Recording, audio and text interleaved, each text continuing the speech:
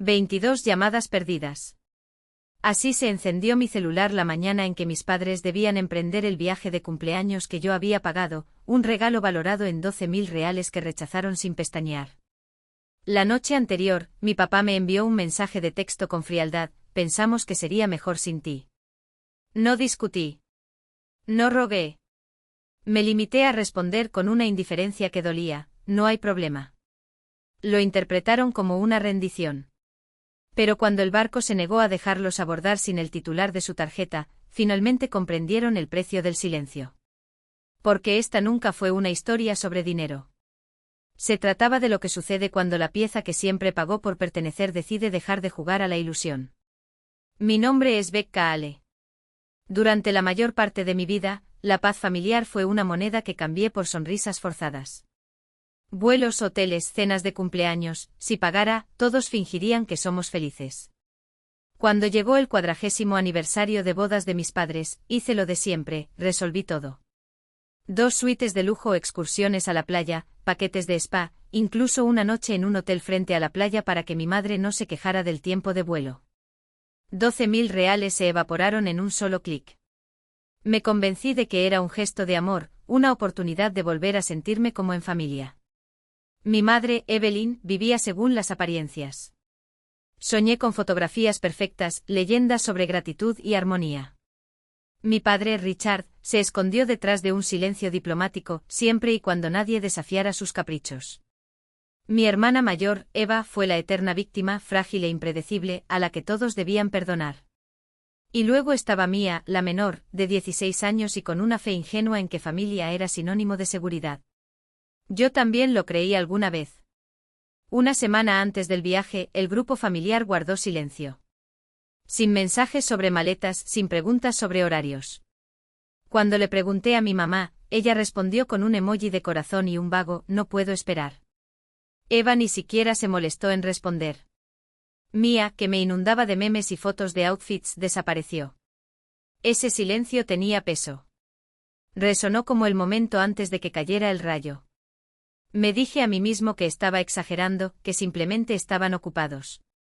Pero en el fondo lo sabía, ese vacío era una advertencia. 2 noches antes de la salida llamé a mi padre, como siempre, para confirmar los detalles. Su voz sonaba demasiado alegre, casi ensayada. Ya hemos organizado nuestro propio transporte, dijo. Algo frío se retorció dentro de mí. ¿Qué transporte? Una pausa lo suficientemente larga para que asimilara la verdad.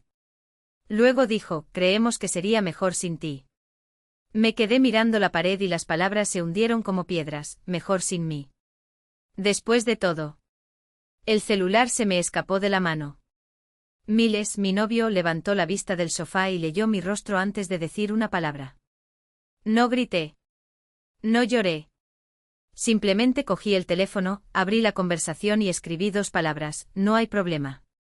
No dormí esa noche. El mensaje ardía en la pantalla, mucho después de que se apagara la luz.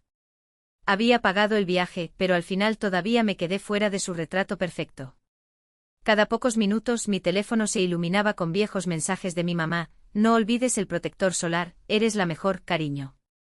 Cada uno de ellos dolía como una mentira cuidadosamente elaborada, escrita en una época en la que la traición no tenía nombre. A las 6:13 de la mañana siguiente preparé café. La casa estaba en silencio excepto por el zumbido del frigorífico y el tic-tac del reloj de la pared. Miles se apoyó contra el mostrador, mirándome. ¿Qué dijeron?, preguntó. Negué con la cabeza.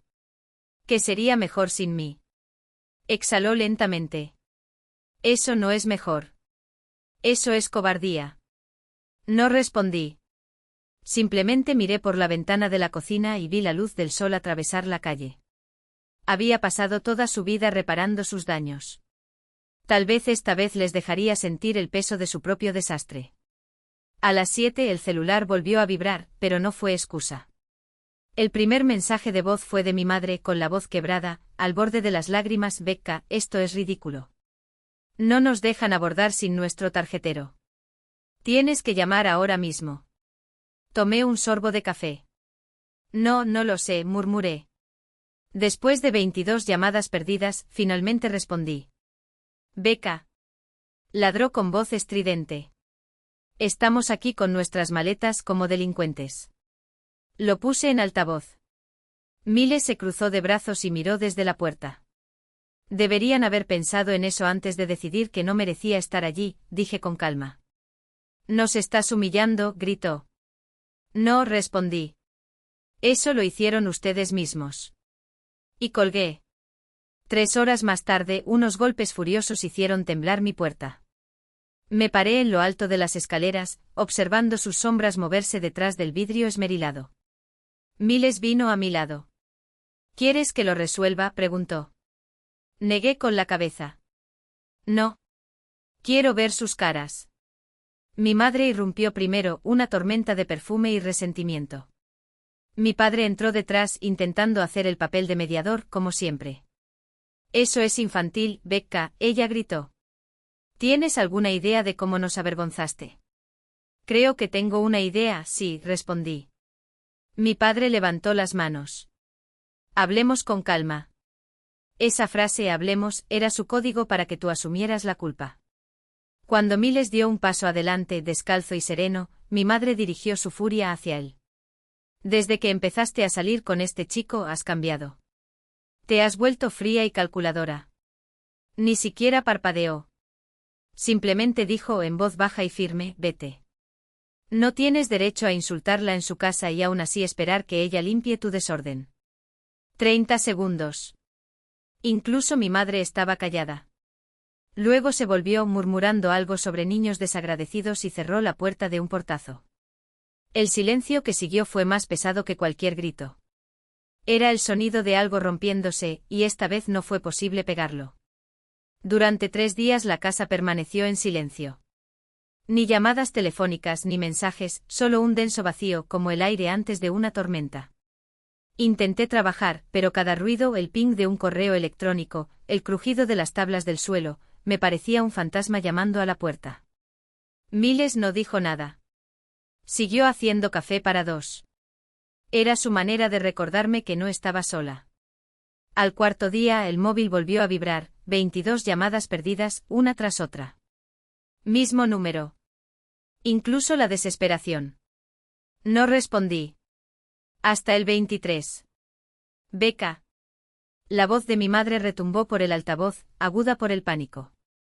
No nos dejan abordar. Dicen que el dueño tiene que estar presente. Dejé la taza sobre la mesa, lentamente. Qué extraño, dije. Porque me dijiste que sería mejor sin mí. Esto no es gracioso. Nos estás haciendo sentir avergonzados. No, mamá. Lo hicieron ustedes mismos. Colgué y giré el teléfono con la pantalla hacia abajo.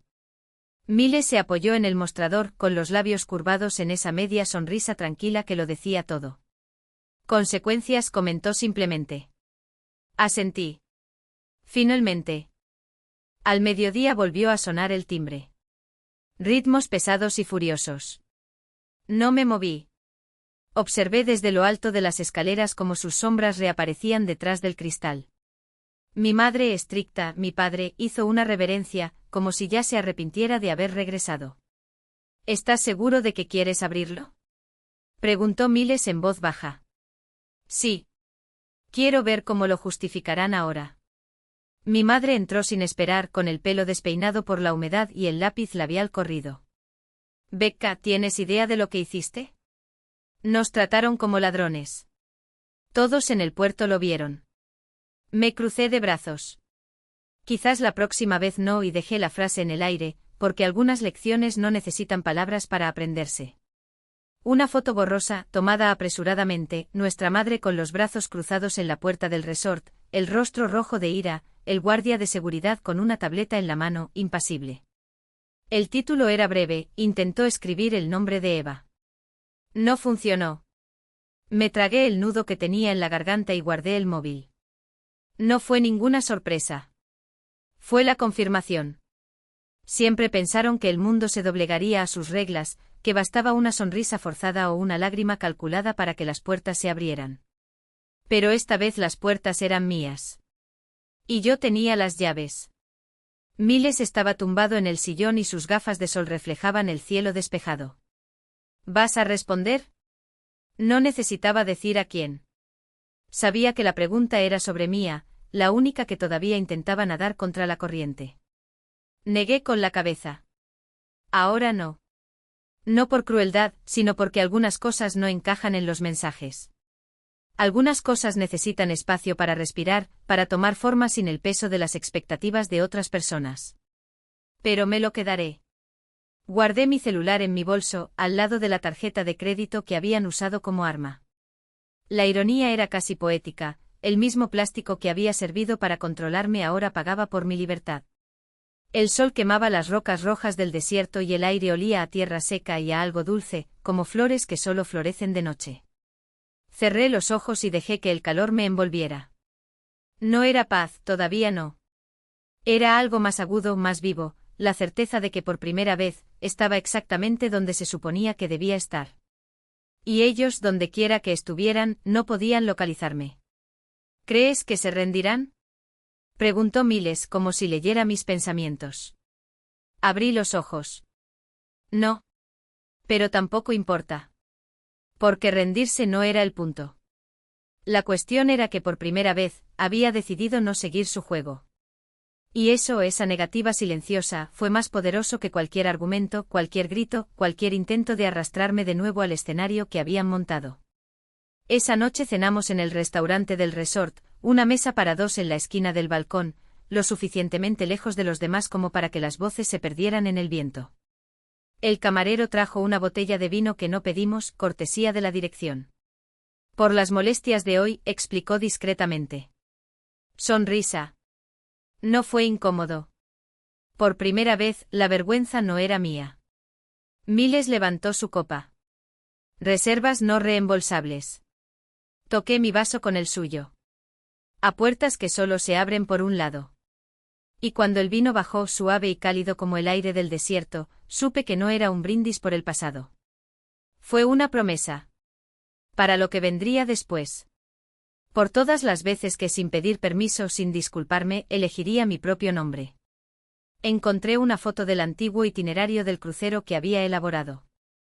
Mi nombre en lo alto, solo, como si siempre hubiera sido un lugar para dos.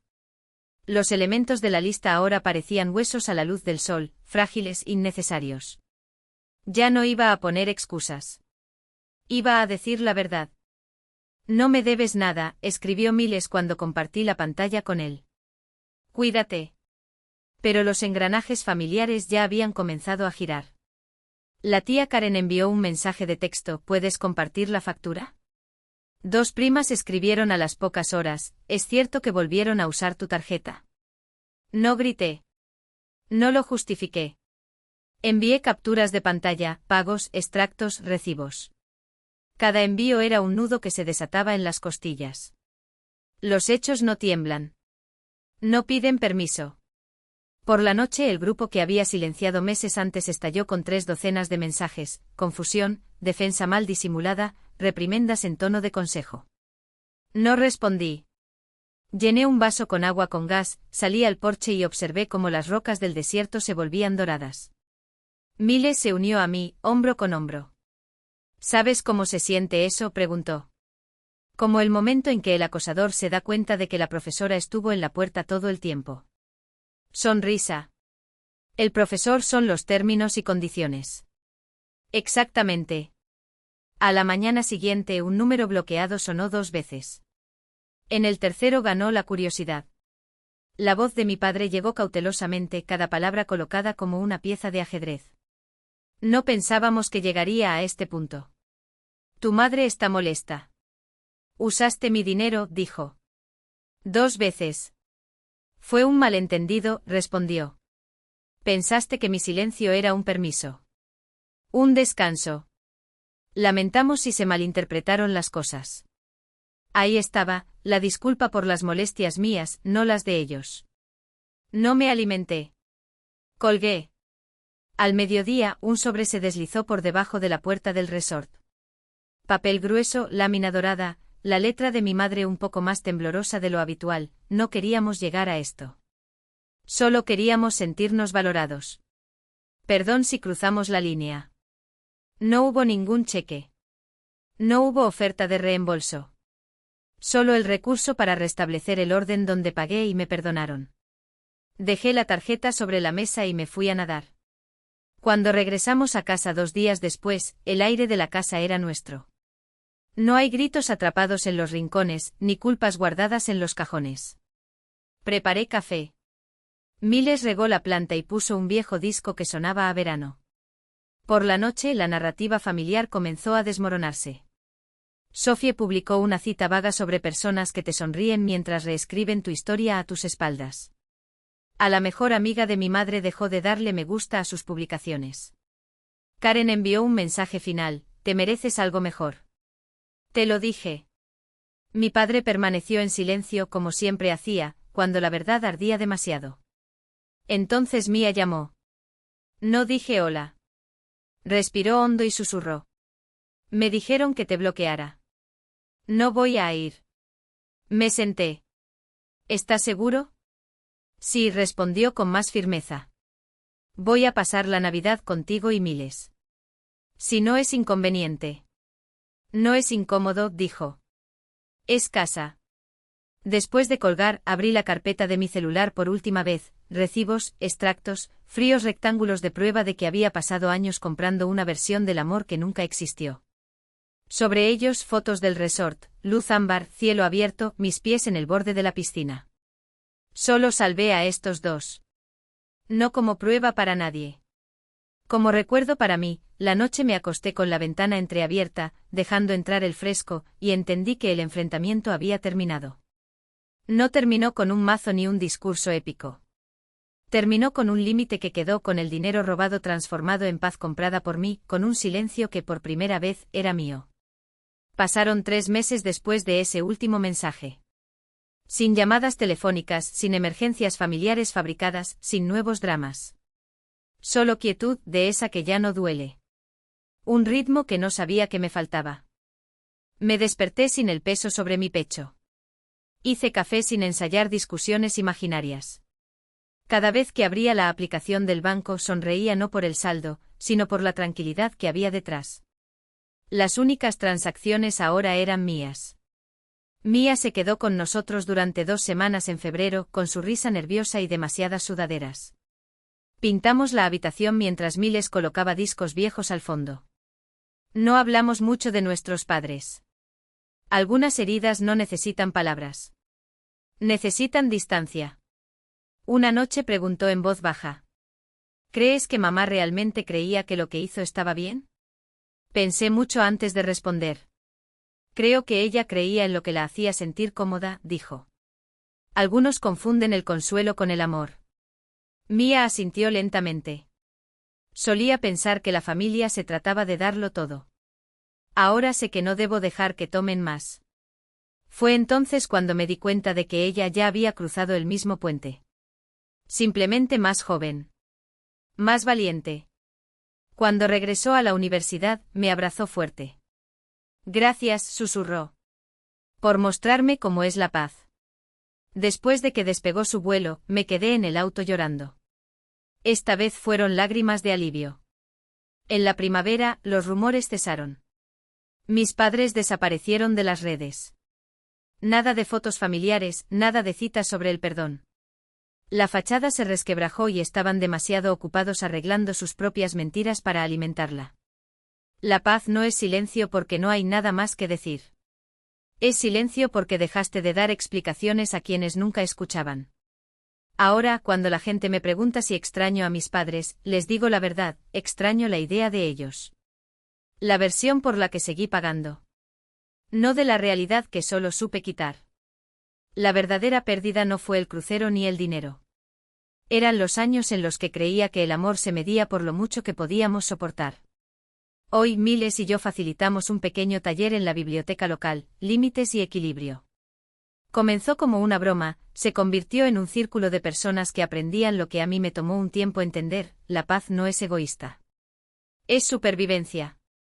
A veces, después de las sesiones, me paro junto a la ventana y pienso en ese cielo de Arizona, amplio, dorado. Así es la libertad, común, firme, conquistada. Si alguna vez has sido la persona que mantuvo unida a una familia hasta que se desmoronó, dímelo en los comentarios. porque quizás tu silencio también sea un arma. Y la paz, después de todo, no es lo que queda después de la guerra.